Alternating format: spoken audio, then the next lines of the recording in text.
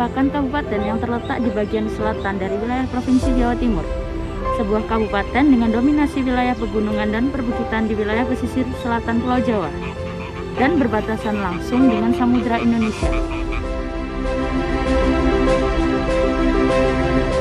Wilayah pesisir selatan Kabupaten Trenggalek didominasi oleh komoditas perkebunan kelapa, lalu diikuti oleh cengkeh dan kakao, tersebar di Kecamatan Watulimo, Munjungan, Dongko, dan Panggul.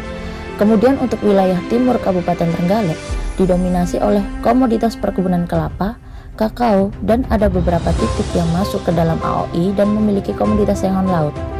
Kemudian untuk wilayah utara Kabupaten Trenggalek, yaitu Kecamatan Bendungan, juga didominasi oleh perkebunan campuran, serta terdapat titik AOI yang memiliki komoditas tanaman hutan yaitu jati. Selain itu, di Kecamatan Bendungan juga terdapat area XHG Udelem Wilis yang akan direncanakan dijadikan lokasi agrowisata yang memiliki komoditas nilam.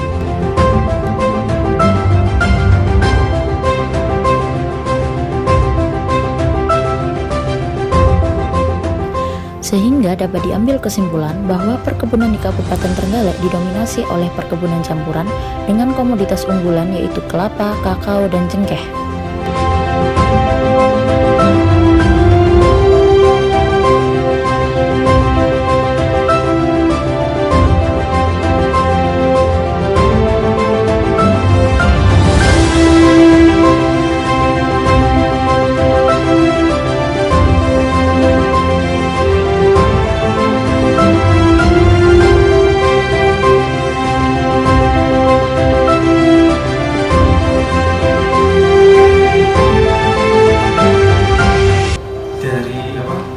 Dari informasi titik yang kemarin di share, di share kan nggak ngitung terkait sebaran lokasinya di mana ya. Terkait itu ketika hasil produktivitas dari suatu tanaman dihitung. Itu ada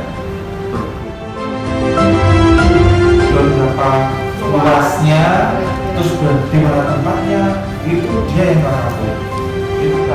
Tapi ini diharapkan bisa mewakili kondisi situasional yang ada di Kabupaten Trenggalek.